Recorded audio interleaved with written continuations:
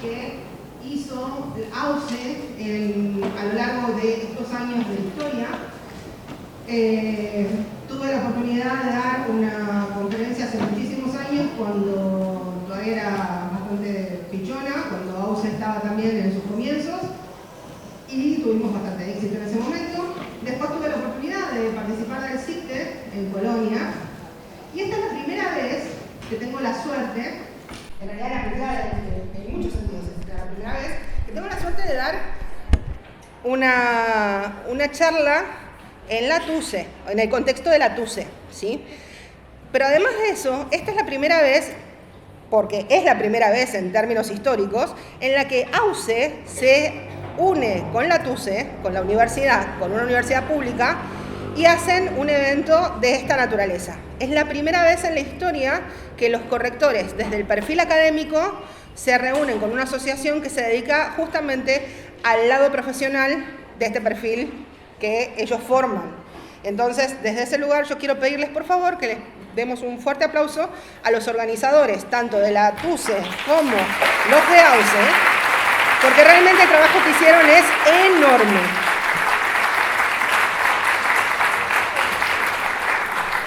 Bien, y dicho eso, vamos a empezar a jugar, vamos a hablar un poco de la corrección desde el ángulo que combina estos dos, en este hito. Si me dicen que se distrae mucho con el ruido de la calle y eso, me avisan, pero hacía falta un poco de ventilación. Pero si ustedes dicen que es mucho, cierro. ¿Estamos? Bien, es un poco informal esto, ya lo sé, pero bueno, necesito naturalizar estas cosas. Les decía, como es un hecho histórico, cuando hablaba con los organizadores sobre qué podía presentarles como ponencia, elegí justamente hablar de lo que se da en la combinación, en la sinergia, cuando el perfil académico se combina con el perfil profesional, y cómo en este contexto nosotros podemos pensar la figura profesional desde la academia y al mismo tiempo entender algunos aspectos de lo profesional para construir o reconstruir cuestiones que hacen al mundo de la academia. Voy a preguntar un montón de veces cosas como si me siguen y qué sé yo, ustedes digan que sí y eso, no pueden hacer preguntas en el medio, lamentablemente, porque el reloj corre y si me paso demasiado me matan, ¿sí? Y quiero seguir viva mañana, sería una ilusión muy linda para mí, así que sepan disculpar. Y como para seguir con el nivel de obsesión, me estoy poniendo el cronómetro para tener el tiempo más o menos regulado de lo que voy a hablar. Bueno, entonces, dicho esto, vamos a charlar un poco sobre la corrección. Desde el punto de vista de la corrección, en términos de disciplina, nosotros tenemos que tener en cuenta que es una disciplina que tiene como oficio una historia muy larga, como disciplina una historia muy corta. Lamentablemente esto es así.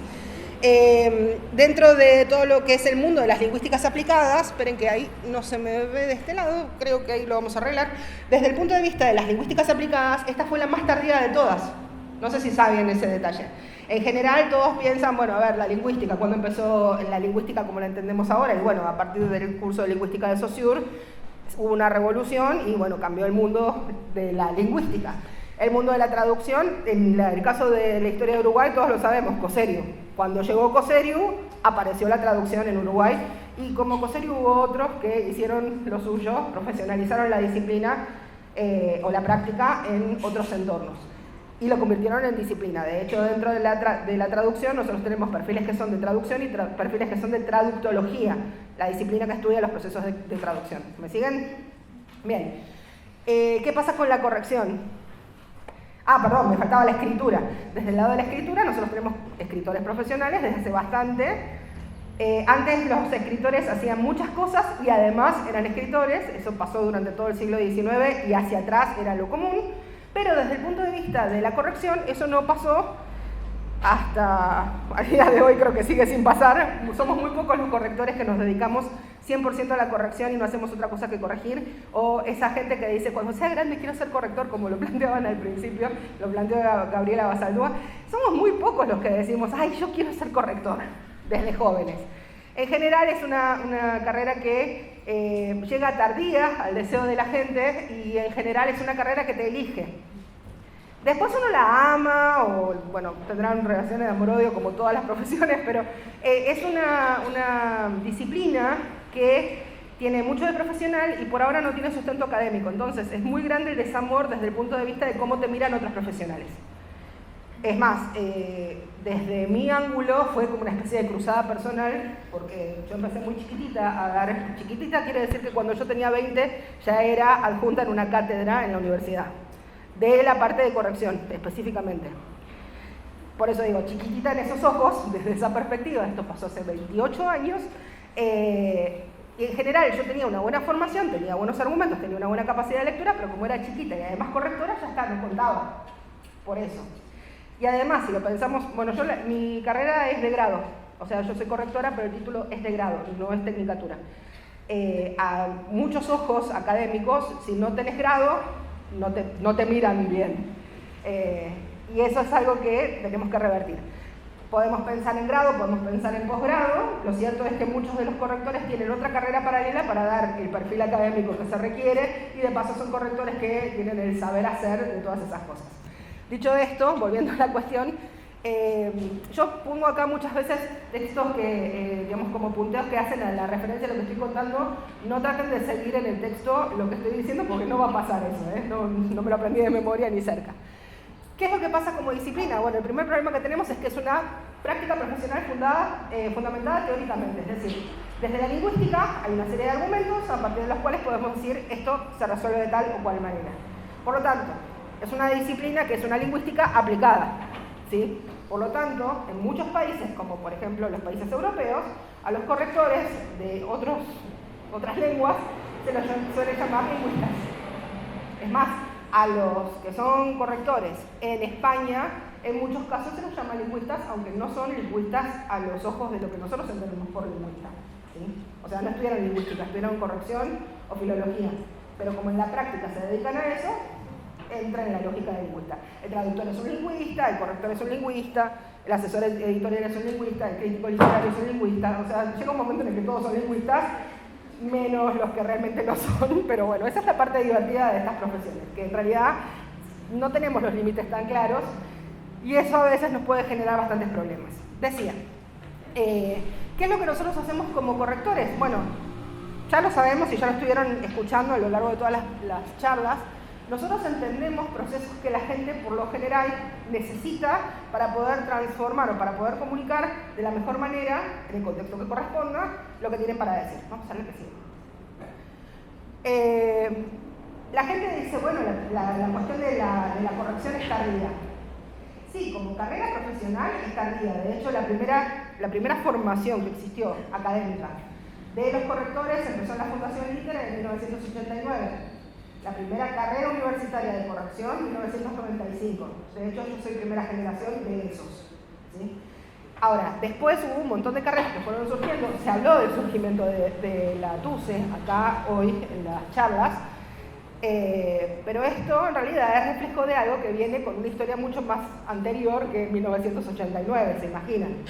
Y el problema es que nosotros en general pensamos más bien en el resultado, pero no pensamos que la figura del corrector es un constructo histórico, cultural. O sea, la forma en que nosotros corregimos, que lo aprendimos muchos por tradición, porque nos formaron otros correctores, responde a algunos hechos, que son los que voy a mencionar. No voy a hacerles la historia de la corrección porque no nos vamos hasta dentro de un rato largo. Voy a hacer algunos señalamientos que tienen que ver con los hitos de la corrección desde el perfil del profesional. ¿Me siguen todos? Bien, entonces, primera cuestión. En la antigüedad tenemos correctores, se llamaban anagnostes, los correctores en la antigüedad, estoy hablando de la antigüedad clásica griega, tenían otros nombres en otros lugares, existían correctores ya desde la época del código de Hammurabi, y esos correctores no corregían libros porque no existían los libros, claramente. Tampoco corregían rollos ni tablillas, como ustedes se imaginarán desde el lado de lo creativo. ¿Qué era lo que corregían? Sí, corregían tablillas, obviamente, porque era la forma en que registraban todo, o a veces las planchas de cuero, pero lo que corregían eran los registros comerciales. Si faltaban, no sé, bolsas de trigo con respecto a lo que se había vendido y qué sé yo, eran justamente figuras de auditoría, si quieren. Pero una auditoría que después se tenía que presentar, y si no la presentabas bien, te cortaban la cabeza, en algunos casos, porque la ley del talión estaba de moda, o en otros entornos el tema era que tenías que pagar cosas que no solamente eran errores. Por eso llamaban a correctores específicos para esas figuras. O sea, que el corrector, que no tenía nada que ver con lo editorial, ya está en la antigüedad clásica. Caramba, estuvimos hablando del lenguaje claro hace un rato y todos decían, bueno, tenemos que pensar la figura del corrector desde este lugar. Sí, ya estaba. Las leyes ya revisaban los correctores. El código de Hammurabi tiene correcciones, de hecho. Así que eso es súper interesante de ver. Hay algunas marcas que son como de borroneo y ese tipo de detalles que hacen a la evidencia de que alguien revisó o corrigió ese contenido. La figura del anagnostes, que era el que apareció en la Grecia clásica, era una figura que lo que hacía era clarificar o desambiguar información. No marcaban el texto ni lo corregían tipo esto está mal, sino que en el costado decían lo que quiso decir el autor, obviamente en griego antiguo, lo que quiso decir el autor era no sé qué, y lo explicaban. Ese era el trabajo que hacía el corrector. No intervenía en la obra, pero hacía un trabajo de intervención. De hecho, dialogaba con la obra, que es algo que hoy hacemos todos. Bueno, eso era el anagnosis. La Edad Media se caracterizó por correctores especializados, porque se organizaron en los famosos scriptoria, y justamente lo que tenemos en ese momento, en esa época, son correctores específicos para cada parte del proceso editorial. El que te revisaba el miniado, el que te revisaba que la copia fuera fiel, el que te revisaba que, qué sé yo, que por ejemplo que el contenido no tuviera ningún tipo de herejía por errores de humanidad y ese tipo de cuestiones, porque saben que si fallaba en eso, todo lo demás del texto se caía, sobre todo porque eran textos religiosos muchas veces. Y también había revisores de la paginación, por lo tanto había revisores de la parte editorial, si quieren, del armado, que hoy en día muchos de esos existen como especialidad. En el Renacimiento tenemos correctores que ya tienen otro tipo de precisiones, de hecho ya aparecen los primeros circuitos desde el punto de vista del proceso editorial organizados. El primero de todos que aparece es el de Hornschuk, que Hieronymus Hornschuk escribió una ortografía, las últimas dos hojas tienen un circuito editorial. Y el otro más antiguo es Zwinger, que también tenía un manual de corrección, y explicaban que había una parte que era la que aporta dignidad al contenido y los que aportan elegancia al contenido. Por lo tanto, ¿qué era lo que hacían los de la dignidad? Revisaban justamente que el texto fuera fiel, que no tuviera herejías, que no fuera contraproducente para no sé qué, que estuvieran las oraciones correctamente formuladas. ¿Se entiende la idea? Es un corrector que trabaja con el contenido, básicamente. Y el que le daba la elegancia era el que revisaba que la copia fuera traspasada de la manera más fiel a la galera, o bueno, a las cajas, depende de la época, porque no desde el principio hubo galeras, y que además los títulos estuvieran en su lugar, que las marcas fueran las correctas, un ortotipográfico, nosotros lo llamamos así. Bueno, es eso, un corrector de primeras pruebas, de segundas pruebas, depende de la época, hacían eso. También hoy se habló del tema del carácter de los correctores. Dato de color, ¿qué pasaba cuando no les pagaban a los correctores? Envenenaban los textos. Y entonces el editor después tenía que pagar multas, o sea, era sancionado. De hecho, hubo un caso bastante interesante que fue condenado por la Santa Inquisición, eso fue un poco más tarde, en 1700 y pico, fue condenado por la Santa Inquisición por hereje a la muerte. Divino. Así que nosotros éramos figuras de temer. Ya en esa época se hablaba del tema del alcoholismo con el tema de los correctores. De hecho, Zwinger dice, por favor no los dejes ir a almorzar el día del cierre del libro, porque ese día van a volver ebrios y vas a tener un problema. Claro, la gente tomaba alcohol a cualquier hora, no tenían la cosa de, ay, queda mal. Antes se tomaba en cualquier momento, no había problema con eso. Así que teníamos un carácter especial y por lo tanto tenemos bastantes sorpresas en relación con eso. Lo divertido también es que teníamos un carácter interesante con respecto a la fundamentación. Ya en esa época todas las correcciones tenían que ser fundamentadas. Ahora dicen, ay, ¿tengo que explicar cada una de las...? Sí, claro, desde siempre fue así, desde la época de Zwinger. Así que no sé por qué se sorprenden de algo que toda la vida fue de esa manera. Estamos bien con esto, ¿no? Bien, entonces, hay que justificar desde la normativa la que tenga que ser para cada caso porque las cosas se hacen así o así en tal texto. Y es más, si quieren elegir una transgresión, también hay que justificarla con la misma lógica en la que nos apegamos a la normativa. Sea por transgresión, sea por apego, tenemos que saber justificar. En todos los casos, todo. Porque nosotros no somos los autores, no somos los censores, somos los correctores. ¿Estamos? Que sí. Ah, perdón, discúlpame, me distraje. Bueno, ¿qué pasó con el corrector moderno? Bueno, justamente empezaron a tomarle gusto a esto del carácter y además descubrieron, mejor dicho, la cuestión del prestigio. Todos los correctores sabemos la complejidad de competencias que hay que tener para poder trabajar en esto, y entonces muchos se arrogaban nombres interesantes para la figura del corrector mayor, el corrector superior, y qué sé yo. Estaban los que se llamaban los protes, eso en Francia, los llamaban, protes es un nombre griego, viene de protos, el primero, ¿sí? Entonces el primer corrector era el que hacía la revisión y daba el ok, o sea, era el que revisaba a todos los otros, ¿sí? En España se llamaba castigador, ya empezábamos a tener mala fama, claramente. Y bueno, el tema interesante es que aparecen esas figuras en las que tenés correctores de prestigio, correctores desprestigiados y después los pichis que están empezando que hay que enseñarles a hacer todo esto. Dato interesante ya desde la época de Swinger. ¿Quiénes eran los que hacían el trabajo de atendedor? Que el trabajo de atendedor era la persona que leía en voz alta el texto, mientras que el corrector era el que marcaba, ¿sí? Es decir, de hecho, cuando yo era chica todavía eso se hacía. Había toda una especie de coreografía de marcado de signos que cuando vos leías en voz alta, el corrector te lo marcaba en el aire, o sea, te marcaba el signo en el aire que lo tenías que hacer, y vos mientras ibas leyendo tenías que pasar eso a la hoja porque se corregía en papel. Esas cosas, por supuesto, se perdieron la mayoría, pero ya en esa época se hacía, en la época de Swinger. En realidad, desde la Edad Media, los correctores de las escritorias hacían eso. ¿Quiénes eran las figuras que cumplían el papel de atendedor? Las mujeres. Ajaja. El tema es este.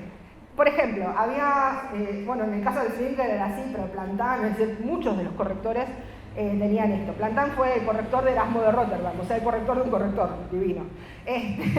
Bueno, en el caso de Plantin, por ejemplo, él tenía una señora esposa y 3 hijas. A las 3 hijas les enseñó a leer en latín y en griego, porque eran los textos que se publicaban eran en latín y griego, y en esa cosa que no era ni sajón, ni latín, ni nada, era un intermedio en la transformación hacia el flamenco. Y bueno, justamente las que leían esos textos en voz alta eran las mujeres y hacían las marcas que decía el señor de la casa, que era Plantin. Ya las mujeres teníamos vida editorial, lo que pasa que era una vida puertas adentro y por supuesto no remunerada porque eran las señoras de la casa del señor editor. Así que tampoco recibíamos sueldo, el problema de la plata ya venía en esa época. Y el tema de las mujeres ya empezaba en ese lugar. Y el tema también era que las mujeres, como estaban en la casa, se podían quedar corrigiendo a cualquier hora. ¿Les suena eso? Por lo tanto, todas las cosas que ustedes dicen, esto nunca pasó en la historia, sí, pasaron y ya desde hace más o menos unos 500, 600 años por lo menos, ¿sí? Así que lamento decirles que hay que hacer mucho esfuerzo para revertir esas cosas. La mayoría son más fáciles desde el lado de la digitalización, pero las otras son un dolor de cabeza. Bueno, entonces, ¿qué pasó con los correctores? Ya pisando el siglo XVIII y el siglo XIX, entraron en una especie de desprestigio bastante generalizado. Y el problema era que ya muchos habían sido condenados por el tipo de errores que tenían. Es decir, se condenaba el texto desde el lado del usuario, del lector, ¿no? Del usuario, del cliente, el que fuera, que encontraba errores en su propio texto, como si el texto hubiera podido quedar perfecto alguna vez. Por lo tanto, el error lo tuvimos nosotros cuando prometíamos que podíamos decir que eso iba a quedar perfecto. Nunca iba a quedar perfecto. Bueno, el primer salto iba a ser ese. Entonces, el prestigio se empezó a generalizar. Varios autores desconfiaban de sus correctores. En muchos casos los correctores también tenían disputas personales con los autores porque eran de la misma especialidad. Supongamos, yo me dedico a la pragmática. Si corrijo un libro de pragmática, pongámosle, no me va a pasar nunca a mí, pero pongámosle que me ponga a discutir en términos teóricos lo que dice el otro. Yo no tengo esa función, ese no es mi lugar. Pero bueno, los correctores de esta época se confundían de esos límites porque en realidad los límites del trabajo del corrector tampoco estaban claros. Ejemplos de esto. Pisando entre el Renacimiento y el siglo XVIII les voy a dar ese margen de ejemplos. La teoría heliocéntrica, Copérnico, todos sabemos de qué estoy hablando, ¿no? Bien, ¿saben por qué fue famosa? Porque la presentación que la hizo un corrector vendió excelentemente bien. Por lo tanto, ya empezaban los asesores de marketing desde el lado editorial y esos eran los correctores, eran los que escribían el índice, eran los que escribían las portadas, eran los que escribían las ventas. De hecho, la venta de Copérnico, si la buscan en internet la van a encontrar, dice en un italiano que es más latín que italiano, que ese documento probablemente vaya a ser censurado por la Santa Inquisición, por lo tanto, léanlo. Había ferias de libros ya, entonces se vendió en una feria de libros. Léanlo antes de que la Santa Inquisición lo censure. Y todo el mundo compraba el libro prohibido. Para todo el mundo. ¿Se imaginan la cantidad de libros que podían vender en esa época, no? Pero ya en esa época era un problema. Pero fíjense la inteligencia de los correctores. Los correctores teníamos que hacer las portadas, las ventas, los índices. Si había aparato de notas, obviamente hacíamos el aparato de notas. Si había que hacer algún tipo de cartel, que bueno, las prensas gráficas no eran como el diario de hoy, sino que ponías un cartel en una ventana y esas eran las noticias, ¿no? Bueno, hacer las ventas gráficas. Todos los calendarios que se hacían de las editoriales, los hacíamos los correctores, es decir, todo pasaba por nuestro lugar. El corrector que escribe ya estaba acá, por lo tanto no sé por qué algunos dicen, ay, pero tengo que escribirle la solapa al libro. Sí, vas a tener que escribir la solapa, la venta, 10 cosas más, ¿sí? Es normal eso. ¿Qué pasó con el corrector en el siglo XX? Cayó en desgracia. Tuvo 3 caídas interesantes. La primera fue a principios del siglo XX, porque, en realidad, fines del siglo XIX, porque muchas veces se pasaba por alto algunas figuras de la corrección porque había máquinas de escribir, entonces ya no teníamos el problema de la letra, de cómo estaban escritos los documentos. Las revisiones eran más rápidas, por lo tanto necesitabas menos gentes. Ese fue el primero. El segundo fue cuando las figuras de los castigadores eran tan ineficientes que bueno, cayeron en desgracia esas figuras puntualmente y las figuras que siguieron como figuras de corrección eran figuras que eran castigadas. O sea, ¿te portás mal? Bueno, vas a trabajar. Es más, el otro día lo hablamos. Sofía, ¿puedo contar una intimidad tuya? Gracias. Hablábamos de los trabajos que tuvimos que hacer. Yo le contaba, bueno, Sofía me contó que a ella en una época un editor que no la quería para nada, era muy malo, la mandó a hacer los recortes de las placas de impresión. Cuando había errores de caja, ella estaba ahí con la tijerita y qué sé yo, en una zona que es completamente tóxica, en un subsuelo, con un montón de problemas. Y a mí lo que me pasó en una editorial era que, como no había lugar para ponerme, me pusieron en un baño. Y esto es de verdad. O sea, sacaron el inodoro, obviamente, porque tampoco era para tanto, pero yo tenía un lavamanos en mi propia oficina. Hermoso. Tenía también la ducha, ahora que me acuerdo. Así que me podía bañar mientras trabajaba o lavarme las manos, todo por el mismo precio. El punto de todo esto es, ¿a quién metes ahí? ¿Al que te molesta? ¿Al que querés mostrarle que no lo querés en ese lugar? De hecho, en muchos lugares al corrector se lo considera pérdida. Es más, esa es la razón por la cual no existen en los diarios de Buenos Aires, en muchos diarios no hay correctores, y el argumento de la señora de Clarín en la época en que lo difundieron en el Congreso de la Lengua 2005 fue, no, nosotros lo sacamos en 1996 porque sacamos un manual de estilo y como los periodistas pueden leer, ya van a poder corregir todo. Y así sale el diario. Bien, entonces, ya tenemos la figura hecha trizas. ¿Qué pasó después de eso? Llegó la computadora, y con la computadora que vino Word. Y entonces todos se agarraban las mechas y decían, nos vamos a quedar sin trabajo porque tiene un autocorrector. Pongan en perspectiva eso, porque ahora lo voy a retomar. Está buenísimo para que te saquen los errores de superficie, pero lo cierto es que no nos reemplaza. Pero el punto es, ahí de nuevo la figura del corrector se puso en jaque y todos decían que nos íbamos a extinguir. Claramente no pasó porque estamos acá, pero bueno, esa fantasía estaba muy instalada. ¿Qué pasó con todo ese proceso? Lo que se generó es un acceso mucho más grande a las impresiones y a los procesos de publicación, ni que hablar de cuando apareció la internet, pero estoy hablando de la previa a todo eso, ¿sí? Estamos hablando de los 90. Y justamente en el proceso de digitalización lo que ocurrieron dos fenómenos. Por un lado, ¿para qué te voy a contratar si con el Word lo puedo resolver? Esa era la fantasía de mucha gente, esa fue la caída en desgracia, pero desde el lado del corrector se convirtió en una figura profesional porque en 1989, ya les conté, Alicia Zorrilla funda Literae. Entonces tuvimos que hacer todos una cruzada de generar esta cosa de como un ejercicio de evangelización. Usted sabe lo que es un corrector, usted sabe que puede publicar mucho mejor su obra, usted sabe que la imagen de su texto es prácticamente su propia imagen. Bueno, todas esas cosas que todos hacemos al día de hoy, bueno, empezaron ahí. En 1989 tuvimos que tomar las riendas de nuestro trabajo y levantar.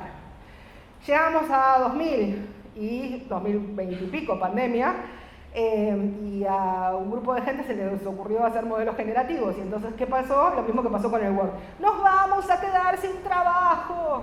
Con la inteligencia artificial y todo eso.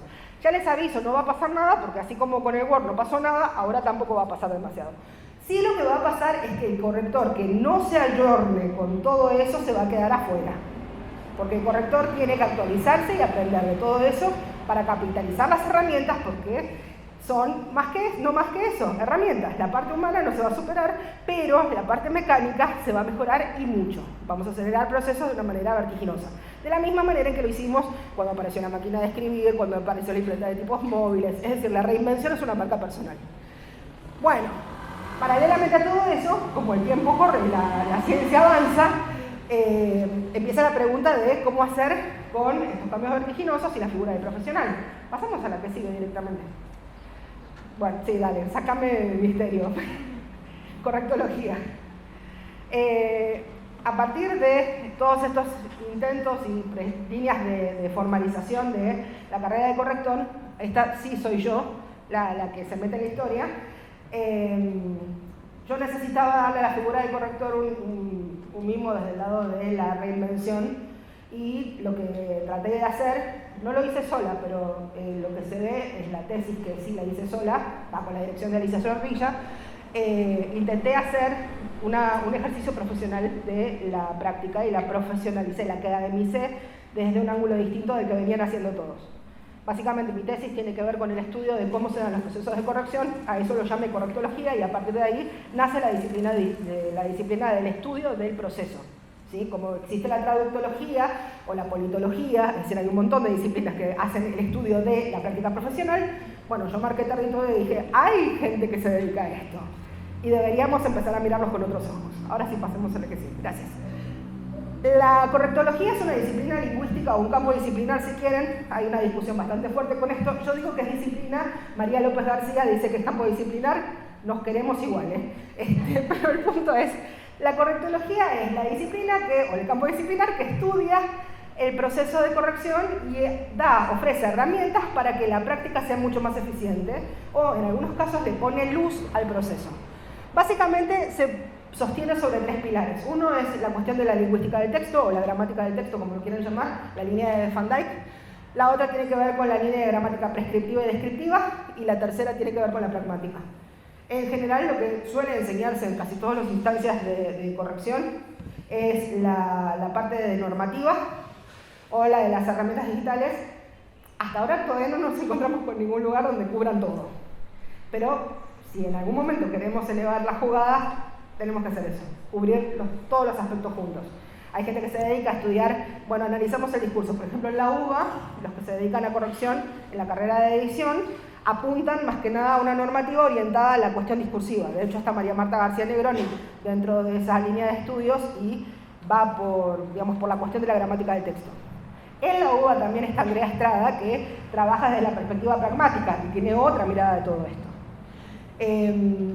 Alicia Zorrilla, por ejemplo, tiene una mirada prescriptiva, ella es normativista, yo soy de pragmática, ¿sí?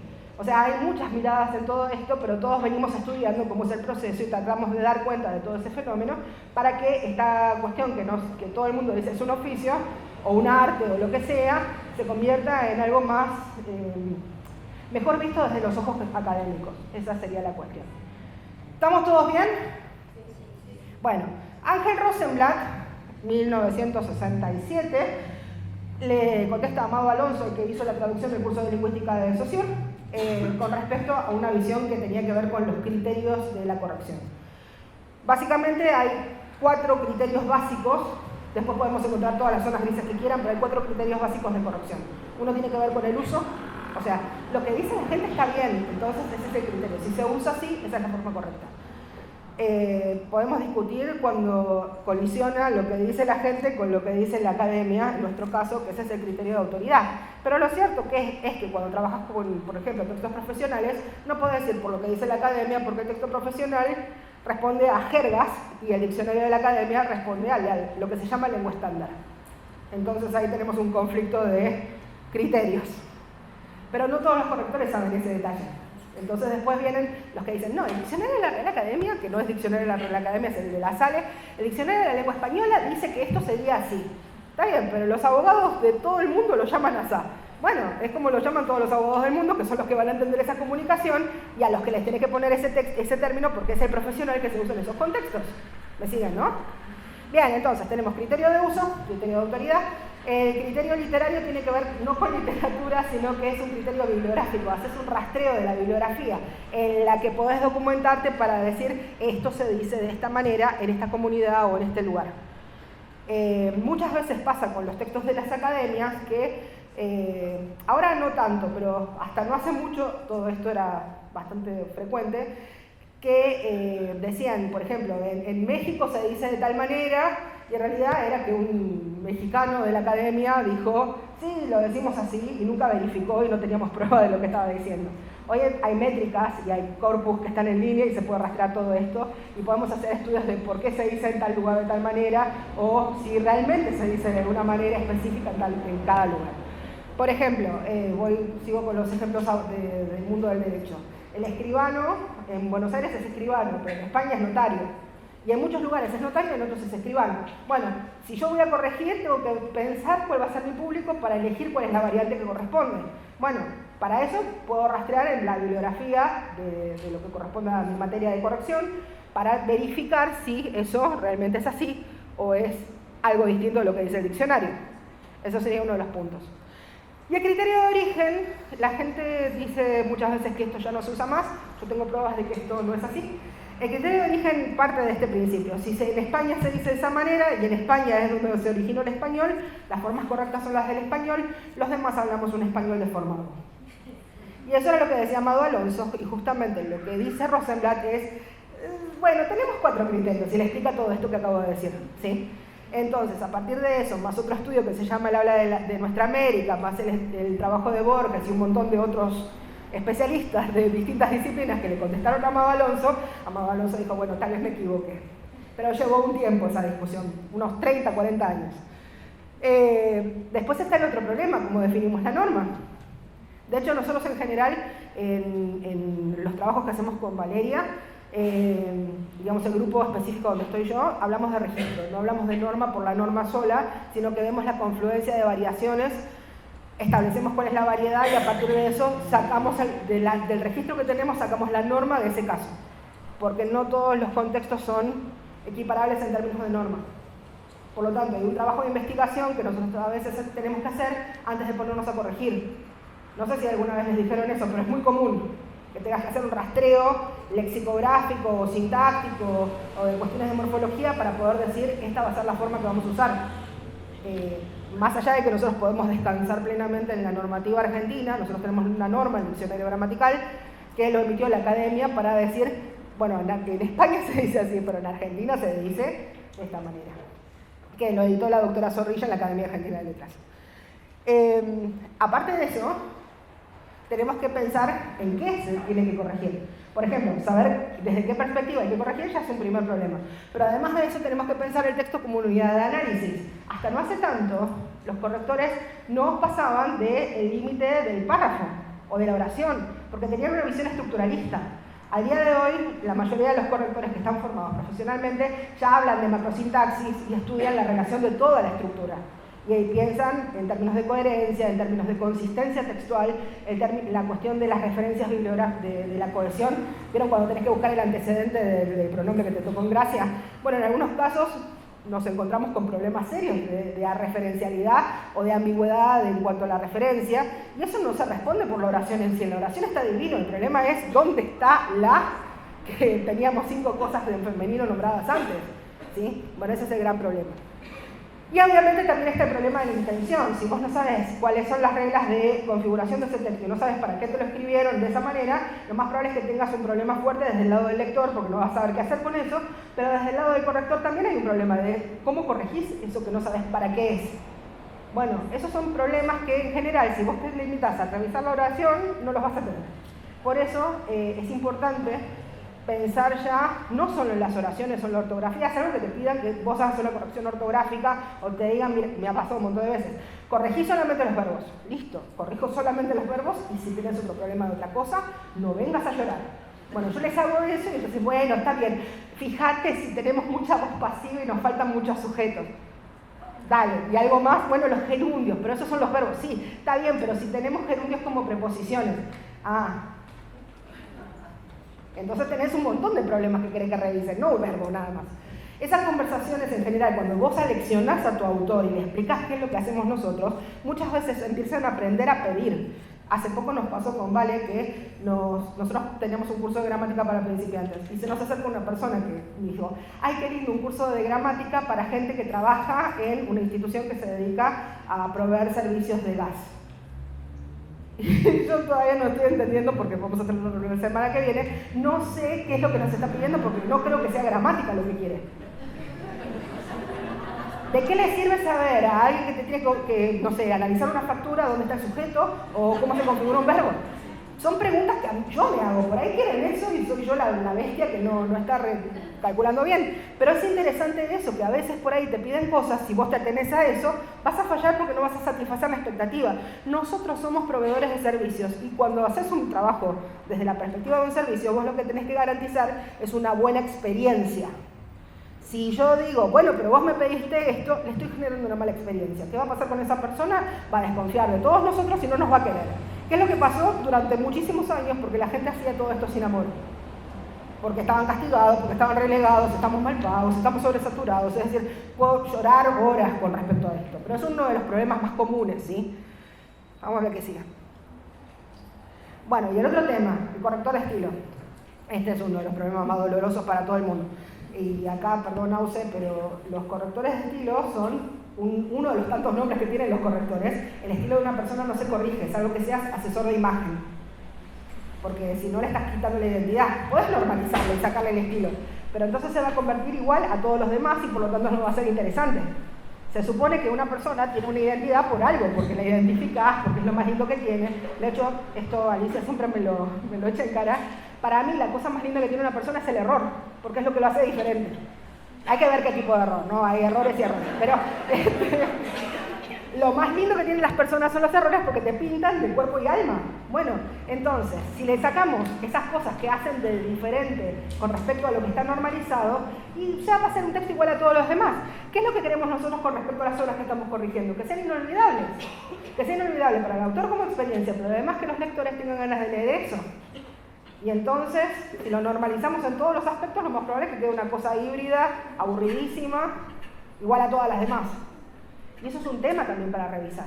En muchos casos hay muchos correctores que son bastante invasivos con respecto a la cuestión de la norma, se apegan a una norma y te dicen, bueno, corregimos todo con este criterio, nos apegamos a esta normativa, estoy hablando de literatura en este caso puntualmente. La literatura es transgresión, tenés que tener eso como punto de partida y a partir de ahí construir todo lo demás. En un texto jurídico, sí, está bien, normalicemos porque lo importante es el contenido jurídico. Si tenés que transmitir una información, por ejemplo, institucional, te vamos a cortar la luz, bueno, ahí sí normaliza todo lo que quieras porque lo que tiene que pasar en ese caso es que sea claro. Entonces, no es que podés decir, bueno, sí, corregimos el estilo. No, no corregimos el estilo. De hecho, ¿saben de dónde viene el nombre de corrector de estilo? Eran los correctores tienen dos líneas. Una era la del estilo editorial, o sea, tenías que cumplir, acomodar la información a la casa editorial, a la casa impresora que te sacaba el libro, esa era una. Y la otra tenía que ver, en España se generalizó en la época de Felipe II y a partir de Felipe II, el corrector de estilo era el corrector jurídico institucional. Volvemos al lenguaje claro. ¿Qué quiere que haga? Es así. Bueno, entonces, ¿qué hacemos con el tema? Vamos a la que sigue. ¿Qué hacemos con esto de corregir? Bueno, hay un montón, tendría que haberlo puesto un poco más contrastante, no me retes por el tema de los colores, te lo pido por favor. Igual se lee, ¿no? Más o menos. Bien, de última después les paso la presentación. Pero lo que voy con esto es, ¿qué hacemos cuando corregimos? Hacemos que la gente pueda comprender, acercamos comprensión, cuidamos el texto, lo hacemos más lindo, lo limpiamos, lo purificamos, lo tachamos todo, lo borroneamos, lo normalizamos. Hay muchas definiciones de qué es corregir. Y es más, en muchos casos es negociación, mediación. Entonces, Aprender a hacer eso implica que vos no podés aprender a hacer todas las estrategias porque te llevan un montón de tiempo y lo más probable es que tengas una vida, no 50. Entonces, en esos casos lo que conviene hacer es especializarse. Por lo general, nadie es experto en todo y el corrector experto en todo siempre es peligroso. De hecho, nosotros en nuestros equipos, cuando nos piden que contratemos correctores para alguna institución, lo primero que buscamos es al especialista, no al experto en todo, porque ese es una garantía de desastre. En algunos casos la corrección tiene que ver con preservar el documento tal como estaba con todos sus errores. A mí me pasaba cuando tenía que revisar textos del siglo XIX y tenía que mantener los errores del siglo XIX para los investigadores. Le sacaba los errores y ese texto era como cualquier otro.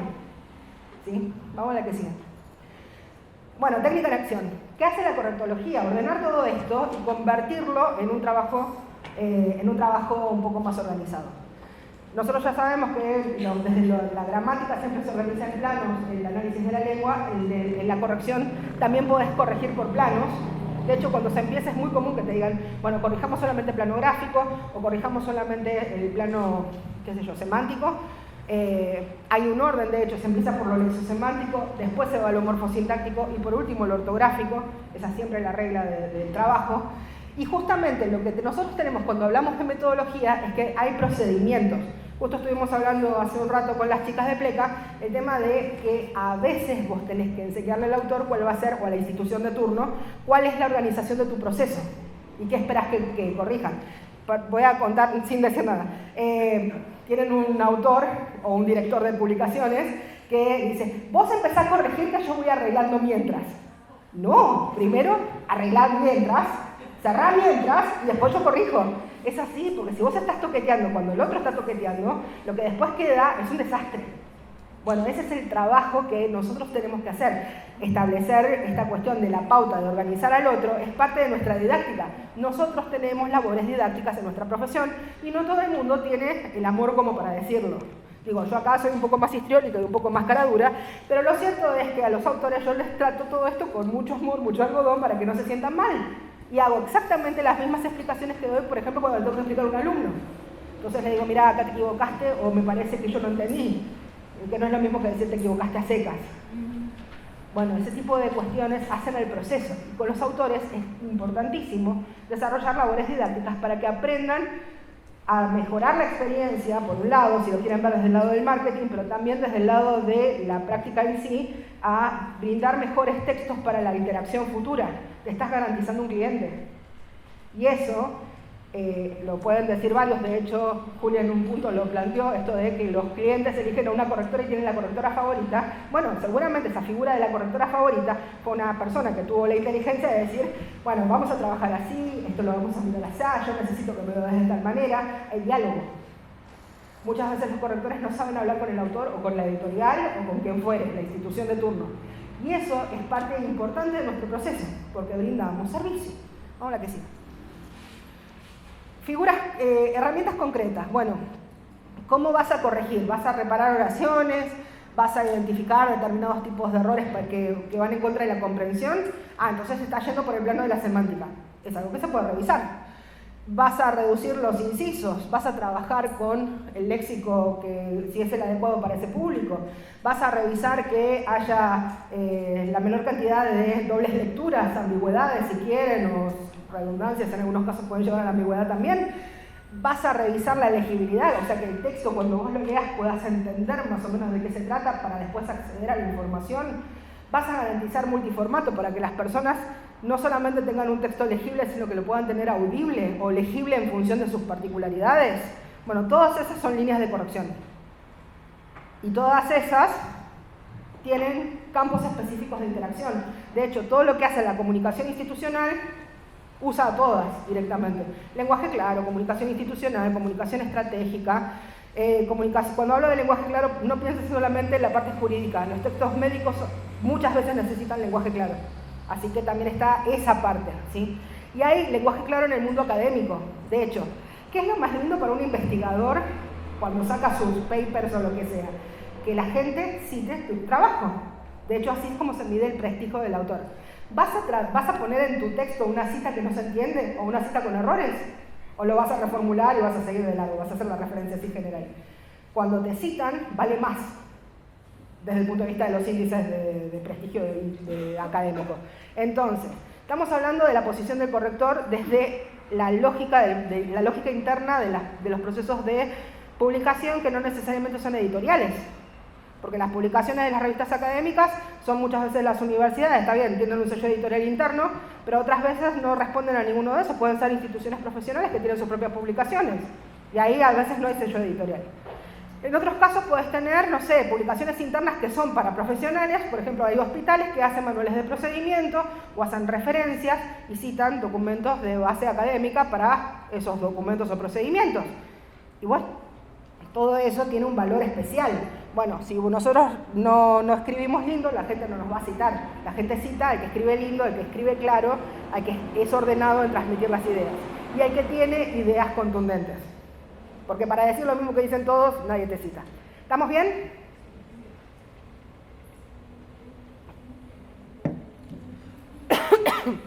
Bueno, escenarios de aplicación. Ya estuvimos hablando de varios escenarios. Perdón, tomé agua.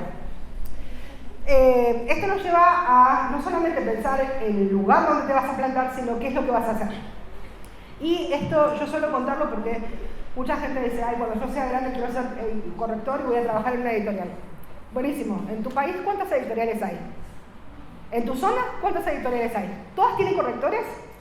Bueno, empiecen a preguntarse esas cosas y tal vez mirar si hay otras posibilidades de trabajo, porque lo más probable es que, como pasa en muchos países, se hace un cuello de botella, si quieren un embudo, en el que los que trabajan en las editoriales son 3 y todos los demás codician ese puesto que nunca van a tener, porque ya está ocupado, básicamente.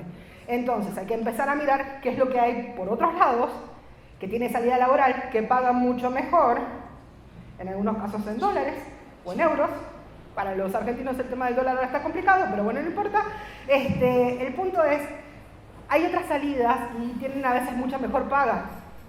Entonces, y tienen mucha más salida laboral, es decir, van a tener mucha más frecuencia, porque las editoriales, por lo general, no es que van a sacar un libro por semana. Es raro que tengas esa suerte de trabajar justo en una que escupe libros como pizzas. Ese tipo de cosas no pasan. Y además, el nivel de desgaste que lleva eso para un corrector es agotador. Ahora, desde el punto de vista de lo que podés hacer, hay un montón de espacios en los que podés trabajar y eso puede ser mucho más rentable. Y aparte, dominando técnicas digitales, esto se puede acelerar como un proceso mucho más interesante, se cobra mejor, se vive mejor, tienen todas las de ganar.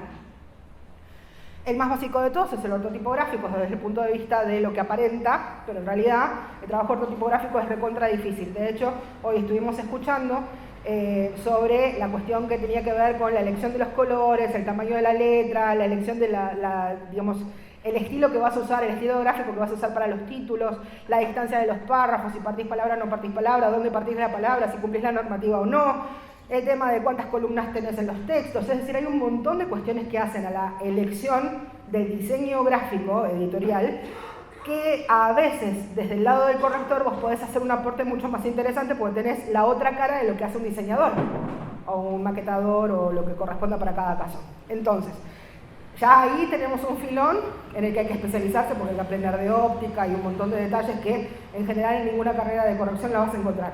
Pero te podés formar en eso. También hay, por ejemplo, yo trabajé mucho, un tiempo muy chiquito, hace muchos años, como correctora, en la época que había correctores en los diarios, y a mí me tocaba revisar específicamente esto en todos los diarios, la relación texto-imagen.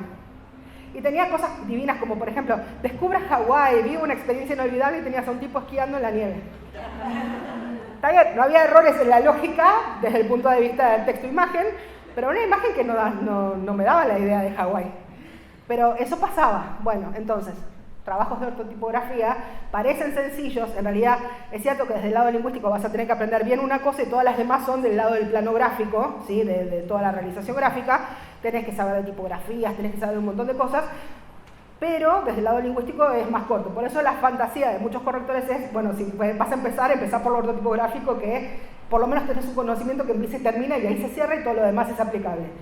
Hasta que te encontrás con los diseñadores que te dicen, no, pero pará, esto no es legible, o pará, esta tipografía que vos querés que ponga no contrasta con el fondo, por lo tanto, no la vamos a poder identificar porque tiene trazos finos en la curva de no sé qué y el alma no sabemos dónde está porque todas las letras tienen alma, pero a veces se pierde.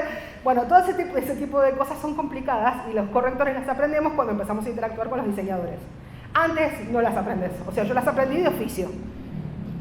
Estaría buenísimo que en una universidad alguien contemplara ese detalle y armaran una materia específica de tipografías, porque te ahorran un montón de dolores de cabeza después. Entender cómo es el proceso también es parte del trabajo. No estás trabajando aislado en este mundo, trabajas con alguien que trabaja antes y alguien que trabaja después. Tenés que conocer el proceso editorial, saber cómo interactuar, saber cómo pedirle las cosas y saber cómo dialogar. Porque si trabaja cada uno aislado, lo más probable es que no produzcas nada interesante. De hecho, vas a poder aprender si dialogas. O sea, se vuelve interesante un trabajo que puede llegar a ser mecánico para muchos correctores. Corrector de originales. ¿Se acuerdan cuando hablábamos de la dignidad del texto? Bueno, el corrector de originales aporta dignidad del texto. Revisas el contenido desde el punto de vista de la estructuración de las ideas. Por lo tanto, esto no es editing en el sentido estricto porque no lo adaptás según el público, pero revisas que la estructura sea consistente en función de lo que se pide, el principio de aceptabilidad. Por ejemplo, ¿dónde se corrige o cuáles son los espacios más comunes para corrección de originales? Corrección de tesis. Vos no corregís el trabajo en sí de lo que hacen, pero sí corregís el orden o a veces la distribución de las informaciones. Y eso es materia de corrección. O a veces por ahí esta cosa de que se dan por sentado ciertos conceptos que después aparecen como definidos. Bueno, eso es un problema en una tesis. Se supone que vos tenés que seguir el camino lógico desde el principio hasta el final. No se pierda el próximo capítulo donde va a estar la definición de lo que voy a hablar ahora. Eso no puede pasar, ¿sí? Bueno, corrección de originales. Obviamente, cuando haces corrección de originales, va a presuponer todo lo demás. Ortotipografía, gramática, etc. Siempre, no es que, bueno, revisamos la estructura, ya terminé mi trabajo, ahora dáselo a un corrector de los que siguen. No, eso no va a pasar. El corrector de estilo en realidad es el otro nombre que reciben los correctores de originales. Y es regional ya a esta altura la elección del nombre. No tiene nada que ver con lo que mucha gente presupone esto de corregirle el estilo al autor y toquetearle las cosas. Eso no se hace. Y el corrector especializado puede ser en función de distintos tipos de actividades que desarrollamos los correctores. Están los que son especializados en una materia, por ejemplo, hay correctores que son velocistas y trabajan en los periódicos porque leen muy rápido y detectan muy rápido los errores. De hecho, mi mamá es correctora ortotipográfica velocista. Entonces, cuando vos le das una hoja, ella, así de lejos, te dice, acá hay un error, acá hay un error, acá hay un error, toma. Es horrible vivir con eso. Pero la queremos en mi mamá. Pero bueno, ese es uno de los problemas fuertes de este entorno. Cuando tenés correctores velocistas, se supone que mirando ya te detectan todos los errores y saben dónde están. Por supuesto después necesitan una segunda lectura y todo lo demás, pero el tema es que todo eso que te salten de buenas a primera, al lector también le saltan. Y a partir de ahí se construye todo lo demás. O sea, se construye desde la experiencia lectora en esos casos. Hay correctores que están especializados, no en la cuestión metodológica. Bueno, yo soy correctora de contenidos, por ejemplo.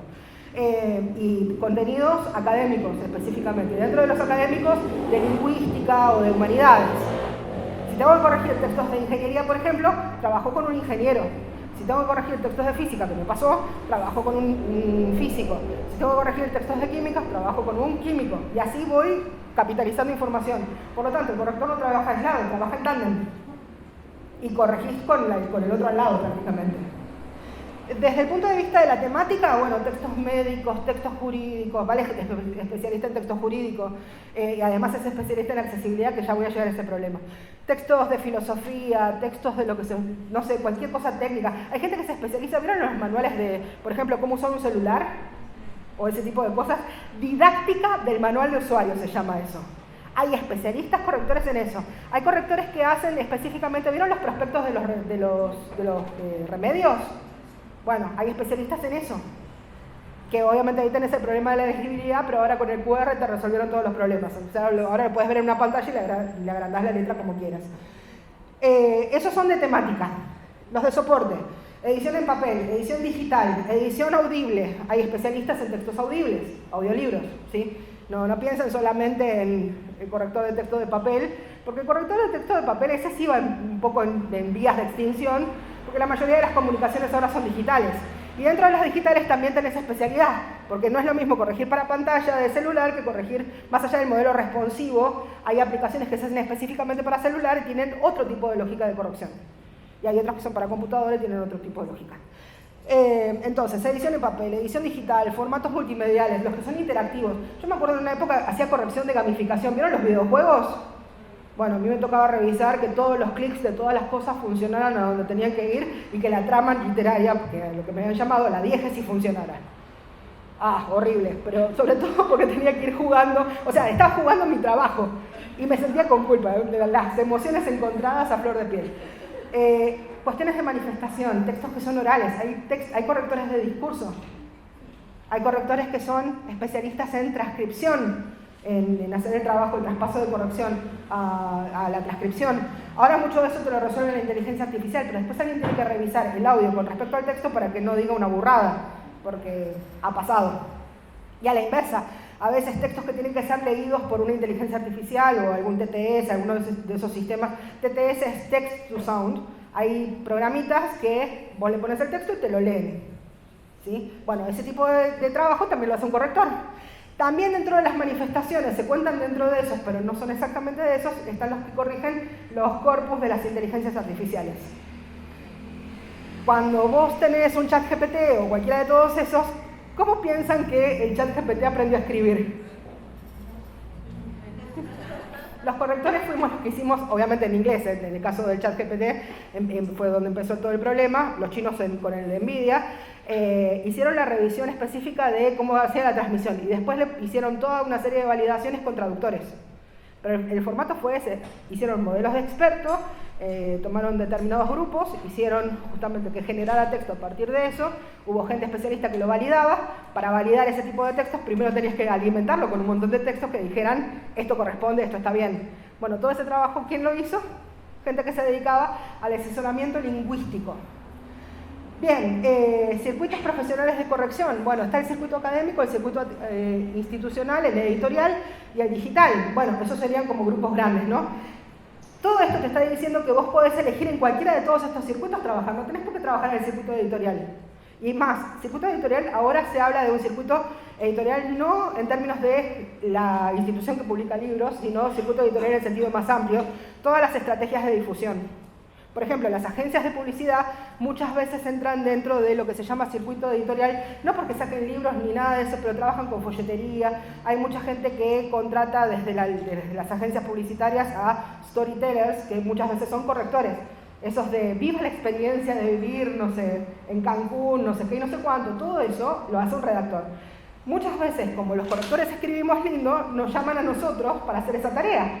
Y, bueno, muchos correctores jóvenes trabajan desde ese ángulo, que no tiene nada que ver con lo que, o a veces te dan un texto por inteligencia artificial y tu trabajo es ajustar esa información. Eso es recontra común, de hecho producís más rápido de esa manera y a las agencias les interesa que las cosas salgan rápido, por sobre todas las cosas. Bueno, la otra cuestión, desde el lado de las academias está el problema de las normas de citación y todo lo que hace el componente editorial académico. Se supone que los correctores se especializan, hay correctores de normas APA, más allá de que las inteligencias artificiales ahora te convierten todas las normas en 2 segundos, hay alguien que tiene que revisar ese tipo de trabajos, suelen llamar especialistas de normativa académica. Por lo tanto, la normativa no es solamente la del español, hay otras normativas en este mundo y sería una picardía que les cuiden esos aspectos de trabajo, porque la mayoría de la gente que pide correctores, a veces de manera aislada, pero los piden, digamos son de casos de a uno, son los que tienen que presentar la tesis. Y en general, ahora cuando vos presentas una tesis de grado, de posgrado, lo que sea, te piden que esté con un estándar de calidad y eso te lo garantiza un corrector. Y en algunos casos necesitan, como si fuera el trabajo de un traductor público, la firma de autorización. Por ejemplo, en Costa Rica hay una ley que dice que vos no podés presentar un texto si no tiene la firma de un filólogo, lo llaman ellos, pero suelen ser correctores, que garantice que ese texto no tiene errores desde el punto de vista de la calidad del escrito. Fíjense si quieren sacar una ley de esa. Sigamos. Bueno, esto estuvimos hablando un poco del tema de los soportes, pero esto implica, ya les digo, una adaptación que muchas veces desde el punto de vista de la formación académica va a destiempo de lo que pasa con las necesidades. En general, en muchas instituciones donde enseñan corrección, te enseñan lo básico y a corregir en papel como mucho en Word, con, no sé, macros y ese tipo de cosas, si es muy revolucionario, y hasta ahí llegamos. Si pensamos que cuál es la necesidad en este momento de la mayoría de los correctores, tiene que ver más con aprender a dominar las inteligencias artificiales. Por ejemplo, hay inteligencias que te detectan el plagio, hay inteligencias que te hacen de trabajo de referencista, hay inteligencias que te hacen trabajos de revisión de tono. Bueno, eso, desde el lado del corrector, son herramientas que vos podés trabajar, con las que podés trabajar y acelerar procesos de entrega. Y cuando tenés que hacer una devolución de un trabajo, la lectura del trabajo se hace mucho más rápido porque tenés menos errores de... O sea, vos tenés que leer el texto igual y vas a tener que analizar igual, pero tenés menos errores de falla, menos posibilidades de falla. Porque vos le das a una inteligencia con determinadas pautas, un tipo de prompting, una serie de reglas específicas para que detecte eso que a vos te huele raro. La inteligencia por sí sola no te va a detectar nada, tenés que decirle vos qué es lo que tiene que mirar. ¿Estamos bien? Bueno, y eso en general no se suele enseñar en las instancias de formación académica. Por ahora no tenemos mucha suerte con eso. Y de hecho, por eso Benchimol siempre dice, de hecho lo dijo en el SICTE, el corrector que aprende a usar las inteligencias artificiales va a ser el que va a sobrevivir. El que no se ponga a tono se va a quedar afuera. Vamos. La cuestión ética e intelectual, bueno, esto ya lo estaba contando, pero me pasa esto, como verán. Todo lo que hace el trabajo de detección de plagio toda la vida fue en materia de los correctores porque somos los que detectamos más rápido ese tipo de cosas de manera humana, ¿sí? Ahora, con las herramientas esto es mucho más ágil. Bueno, hay que aprender a usar Hemingway y ese tipo de chichitos para saber si realmente vamos a encontrar plagios o no, o a veces hacer verificación de citas o de determinados tipos de inspiraciones. Yo el otro día, a vos te lo contaba, ¿no? Lo de los rusos. Me tocó hacer una revisión de algo que olía a plagio y lo que detectó Hemingway era que era un trabajo de una tesis de un ruso. En ruso. Detectó la traducción. Yo eso no lo hubiera podido hacer nunca. O sea, me vuelvo un poco más infalible. Obviamente sigo siendo la misma falible de siempre, pero tengo un nivel de asertividad mucho más interesante del que tenía antes de Hemingway. Tengo que saber qué decirle y cómo decirle. Yo le decía, fíjate, estas colocaciones están raras, decime si responden a algo. Me dice, sí, al ruso. Y me da la referencia con el texto en cirílico. Yo me quedé mirando, muy bien, te creo. Y ese fue todo el tema. Pasamos. Entonces, el trabajo intelectual de los correctores, que muchas veces hace el trabajo de la evaluación de si un texto es publicable o no, se acelera mucho más con este tipo de herramientas. También las usan los editores, porque los editores también tienen que revisar que ese texto no sea un plagio, porque después te cae un juicio y te morís pagando todas las multas que tenés que pagar. Bueno, eso es una picardía desde... Está bien. No, déjalo ahí. Saquen el QR porque así ya, si quieren, aprovechen. Este tipo de cosas les está diciendo que en realidad lo que tenemos es un mundo por descubrir de cosas y un mundo por sistematizar. Y parte del proceso tiene que ver con la transferencia. Los que son correctores más avanzados, ya es tiempo de que empiecen a registrar, dominar, a anotar lo que hacen como procesos, porque lo más probable es que de esa experiencia se puedan nutrir otros. Y muchas veces los correctores no transmiten. Tradicionalmente siempre los correctores aprendieron de otros correctores, eso siempre fue así. Hoy en día, cuando estamos institucionalizados en el mundo académico, eso no siempre se da. Y es una lástima que se estén perdiendo ciertas prácticas que eran relevantes para nosotros, porque así es como aprende el corrector. ¿Cómo vas a aprender a dominar una inteligencia artificial como Hemingway si no tenés un corrector al lado que te dice, mira, yo miro esto, hago esto y hago aquello? A partir de ahí empezás a explorar, eso es lo lógico. Bueno, ese tipo de cosas, si ustedes no las registran, no las publican, no tienen, digamos, ninguna instancia en la que puedan compartir eso con sus colegas, lo más probable es que eso se pierda. Y entonces todos empezamos de cero, todos carreteamos al mismo tiempo, porque en realidad no nos estamos construyendo sobre el saber del otro. En ese contexto, Valeria y yo señalo ahí, no sé si... Antes que nada, me equivoqué, el que está listo es el Bordeaux y el que está en junio es el verde. Venimos con pocas horas de sueño. Y yo no revisé lo que hizo Valeria porque... Bueno, ven que los errores, nosotros tenemos los errores más lindos de todo. Bueno, el punto es, el libro, el que es azul y rojo, ¿sí? O bordeaux, es un celeste discutible, con un rojo discutible. Ese es un trabajo que hicimos con Valeria, en el que sistematizamos y analizamos específicamente colocaciones que son oscuras en el lenguaje jurídico.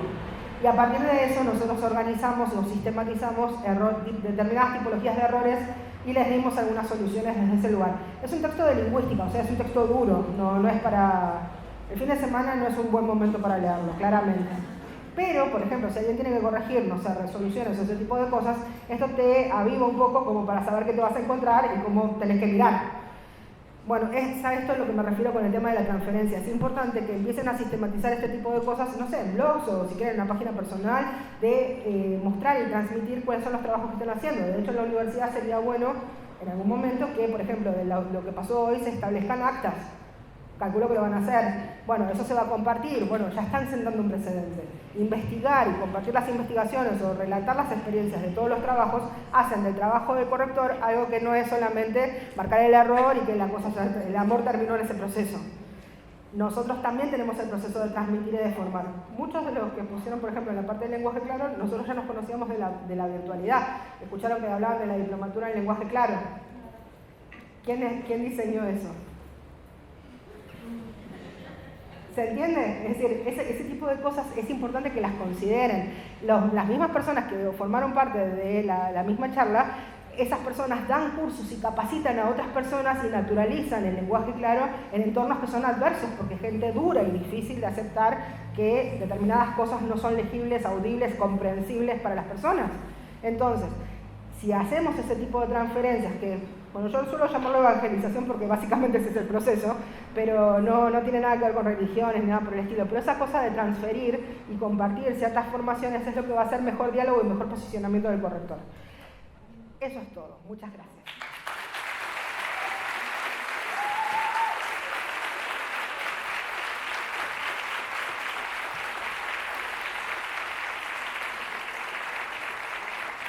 ¿No tenés que decir nada?